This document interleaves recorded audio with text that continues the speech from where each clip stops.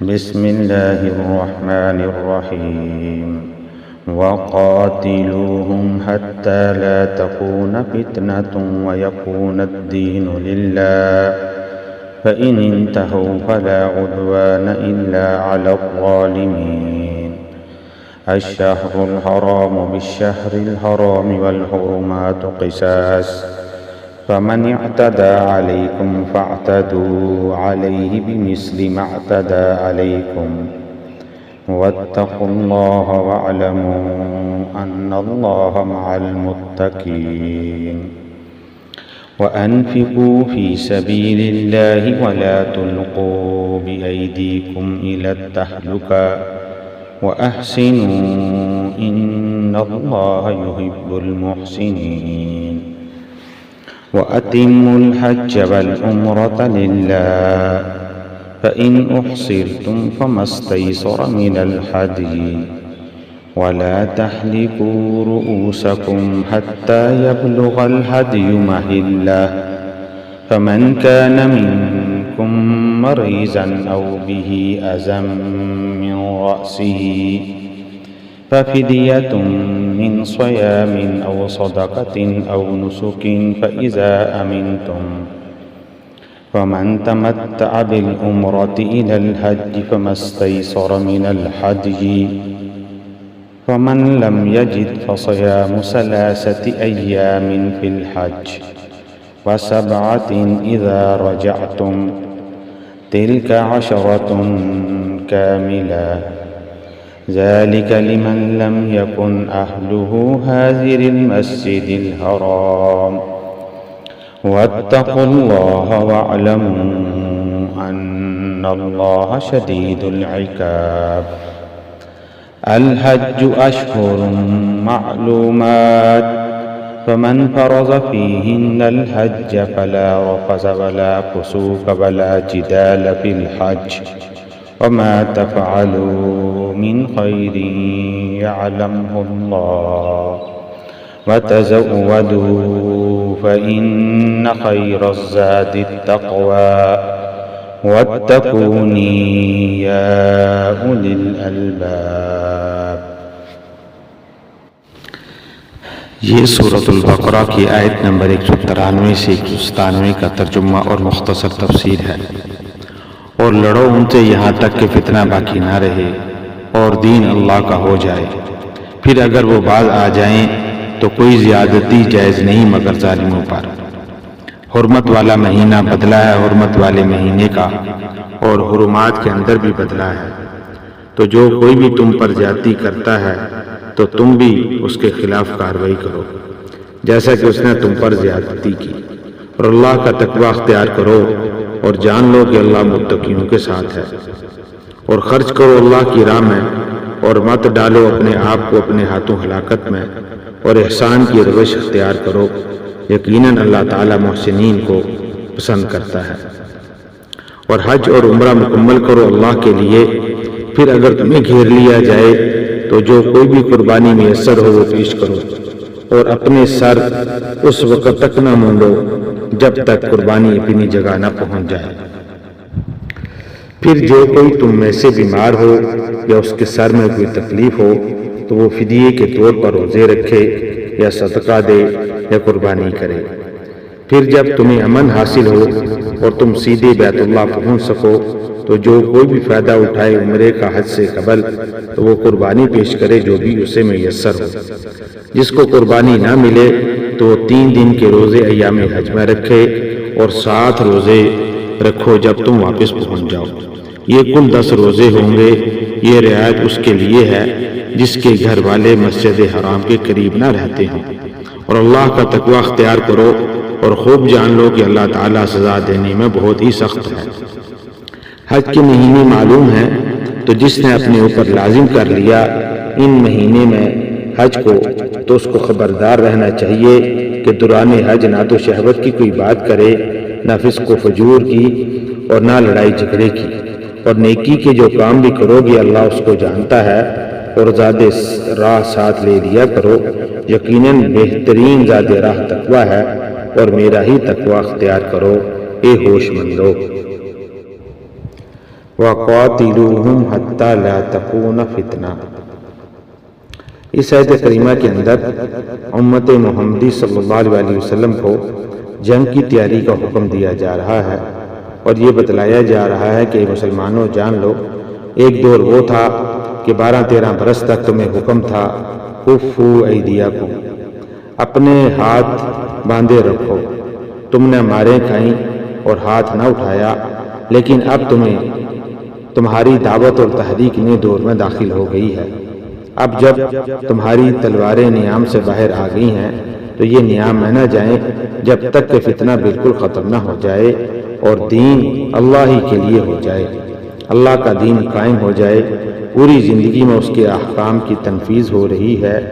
یہ آیت دوبارہ سورۃ الانفال میں نکھری ہوئی شان کے ساتھ آئی ہے، وَقَاتِلُوهُمْ حَتَّى لَا تَكُونَ فِتْنَةٌ وَيَكُونُ الدِّينُ كُلُّهُ لِلَّهِ، اور جنگ کرو ان سے یہاں تک کہ فتنہ باقی نہ رہے اور دین کل کا کل اللہ کے لیے ہو جائے۔ دین کی بالادستی جزوی طور پر نہیں بلکہ کلی طور پر پوری انسانی زندگی پر قائم ہو جائے، انفرادی زندگی میں بھی اور اجتماعی زندگی میں بھی، اور اجتماعی زندگی کے بھی سارے پہلو کلی طور پر اللہ کے احکام کے تابع ہو جائیں۔ آگے فرمایا الشہر الحرام بالشہر الحرام والحرمات قصاص، یعنی اگر انہوں نے اشہر حرم کی بے حرمتی کی ہے تو اس کے بدلے میں یہ نہیں ہوگا کہ ہم تو ہاتھ پر ہاتھ باندھ کر کھڑے رہیں کہ یہ تو اشہر الحرم ہیں، حدود حرم ہے، اور اشہر الحرم کی حرمت اہل عرب کے ہاں مسلم تھی۔ ان کے ہاں یہ طے تھا کہ ان 4 مہینوں میں کوئی خون ریزی، کوئی جنگ نہیں ہوگی، یہاں تک کہ کوئی اپنے باپ کے قاتل کو پالے تو وہ اس کو بھی قتل نہیں کرے گا۔ یہاں وضاحت کی جا رہی ہے کہ اشہر الحرم اور حدود حرم میں جنگ واقعتاً بہت بڑا گناہ ہے، لیکن اگر کفار کی طرف سے ان کی حرمت کا لحاظ نہ رکھا جائے اور وہ اقدام کریں تو اب یہ نہیں ہوگا کہ ہاتھوں باندھ کر اپنے آپ کو ان کے سامنے پیش کر دیا جائے، بلکہ جوابی کارروائی کرنا ہوگی۔ اس جوابی کارروائی میں اگر حدود حرم یا اشہر الحرم کی بے حرمتی ہو جائے تو اس کا وبال بھی ان پر آئے گا جنہوں نے اس معاملے میں پہل کی۔ اور آیت کے آخر میں فرمایا جا رہا ہے وَاتَّقُوا اللَّهَ وَاعْلَمُوا أَنَّ اللَّهَ مَعَ الْمُتَّقِينَ، یعنی اللہ کی تائید و نصرت اور اس کی مدد اہل تقوی کے لیے آئے گی۔ اب آگے انفاق کا حکم آ رہا ہے جو مضامین کی 4 لڑیوں میں سے تیسری لڑی ہے۔ قتال کے لیے انفاق مال لازم ہے، اگر فوج کے لیے ساز و سامان نہ ہو، رسد کا اہتمام نہ ہو، ہتھیار نہ ہوں، سواریاں نہ ہوں تو جنگ کیسے ہوگی؟ وَأَنفِقُوا فِي سَبِيلِ اللَّهِ وَلَا تُلْقُوا بِأَيْدِيكُمْ إِلَى التَّهْلُكَةِ، یعنی جس وقت اللہ کے دین کو روپے پیسے کی ضرورت ہو اس وقت جو لوگ اللہ کی راہ میں جان و مال کی قربانی سے جی چراتے ہیں وہ اپنے آپ کو اپنے ہاتھوں ہلاکت میں ڈالتے ہیں، جیسا کہ رسول اللہ صلی اللہ علیہ وسلم نے غزوہ تبوک کے موقع پر عام اپیل کی، اور اس وقت جو لوگ اپنے مال کو سمیٹ کر بیٹھے رہے تو گویا انہوں نے اپنے آپ کو خود ہلاکت میں ڈال دیا۔ اپنے دین کے اندر خوبصورتی پیدا کرو، دین میں بہتر سے بہتر مقام حاصل کرنے کی کوشش کرو۔ ہمارا معاملہ یہ ہے کہ دنیا میں آگے سے آگے اور دین میں پیچھے سے پیچھے رہنے کی کوشش کرتے ہیں۔ دین میں یہ دیکھیں گے کہ کم سے کم پر گزارا ہو جائے اور دنیا کے معاملے میں آگے سے آگے نکلنے کی کوشش کریں گے۔ اسی چیز کو قرآن کریم میں ایک اور جگہ پر ارشاد فرمایا گیا ہے کہ فاستبقوا الخیرات، بس تم نیکیوں میں ایک دوسرے سے بازی لے جانے کی کوشش کرو۔ حدیث جبریل اسے ام السنا کہا جاتا ہے، جس میں حضرت جبریل امین نے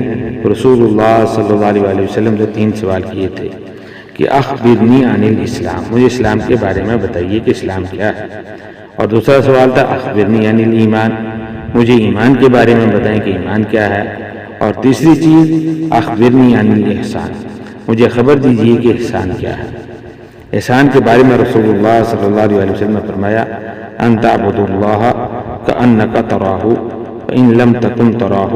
فإنہ یراک، احسان یہ ہے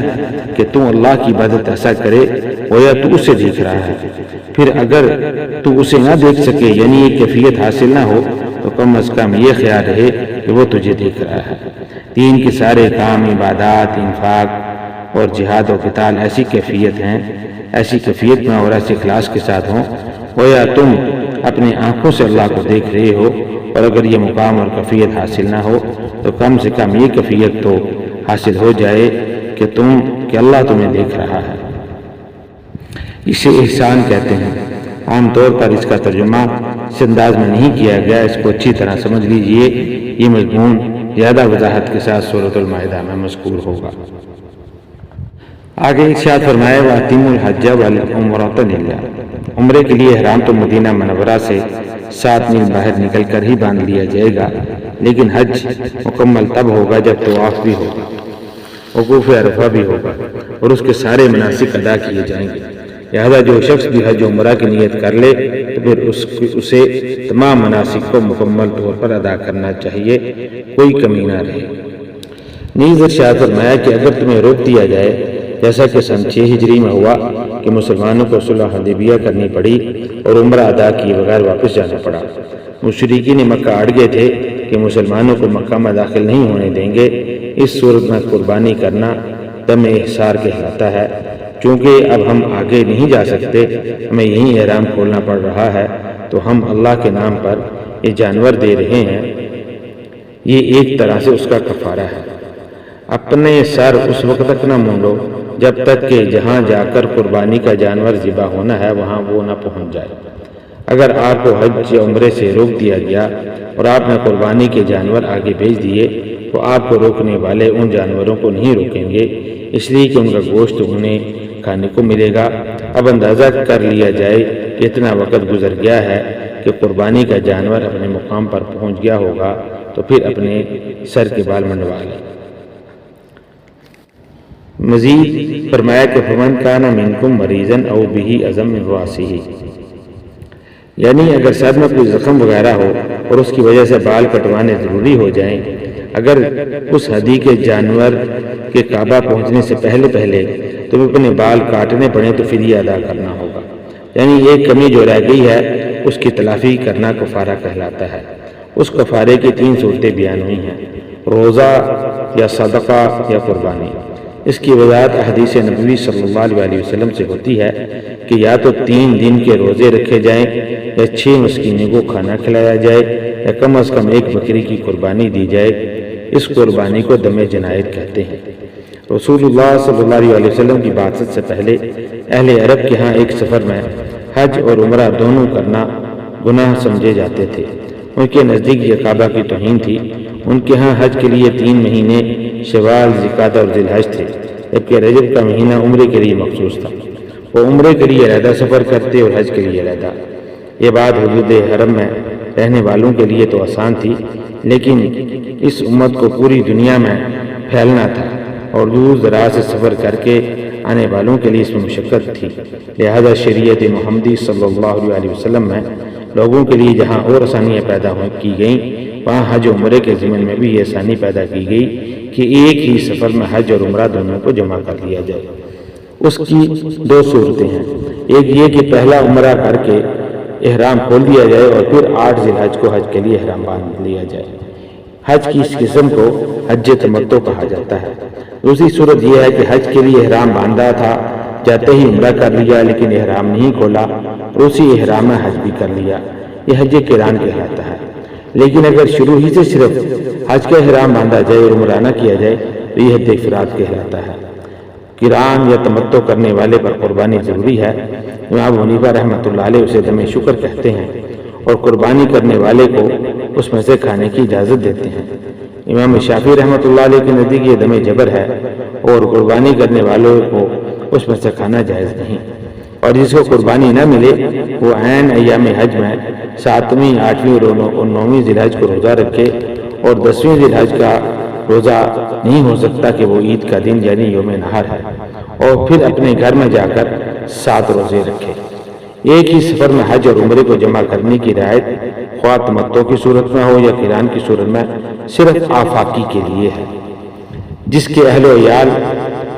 حرم کے جوار میں نہیں رہتے، یعنی دود حرم کے باہر سے حج کرنے آیا ہے۔ آگے ارشاد فرمایا کہ الحج اشہر معلومات، پچھلے رکوع سے مناسک حج کا تذکرہ شروع ہو چکا ہے۔ اب اسے 25ویں رکوع میں حج کا اصل فلسفہ، اس کی اصل حکمت اور اس کی اصل روح کو بیان کیا جائے گا۔ عرب میں جو بھی پہلے سے رواج چلا آ رہا تھا اس کی توثیق فرما دی گئی کہ واقعی حج کے مواقیت کا تعین اللہ تعالیٰ کی طرف سے ہے۔ لازمی کرنے سے مراد حج کا عزم اور نیت پختہ کرنا ہے اور اس کی علامات احرام باندھنا ہے۔ زمانہ حج میں جن باتوں سے روکا گیا ہے ان میں سے اولین یہ ہے کہ شہوت کی کوئی بات نہ ہو۔ میاں بیوی بھی اگر ساتھ حج کر رہے ہیں تو احرام کی حالت میں ان کے لیے وہی قید ہے جو اعتکاف کی حالت میں ہے۔ باقی یہ کہ فسوق و جدال یعنی اللہ کی نافرمانی اور باہمی لڑائی جھگڑا تو ویسے ہی ناجائز ہے اور دوران حج پھر خاص طور پر اس سے روک دیا گیا ہے۔ حج کے دوران مناسک حج میں مستضاد جو بھی نیکی کا کام کر سکو، مثلا نوافل پڑھ سکو، اضافی طواف کر سکو، تو تمہاری یہ نیکیاں اللہ کے علم میں ہوں گی، کسی اور کو دکھانے کی ضرورت نہیں۔ یہاں تقویٰ کے دو معنی لیے گئے ہیں۔ ایک تو یہ کہ بہترین زاد راہ تقویٰ ہے، یعنی سفر حج میں مادی زاد راہ کے علاوہ تقویٰ کی پونجی بھی ضروری ہے۔